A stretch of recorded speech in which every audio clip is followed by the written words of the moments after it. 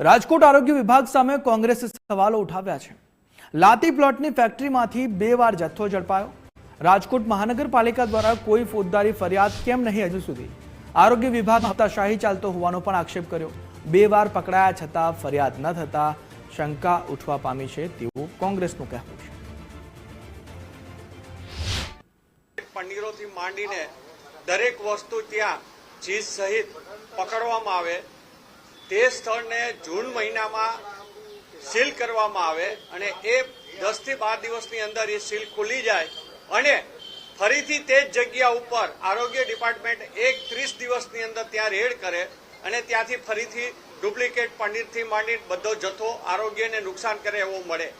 તો શા માટે રાજકોટનું આરોગ્ય તંત્ર કોર્પોરેશનનું છે એ શા માટે ફોજદારી ગુનો દાખલ નથી કરતું?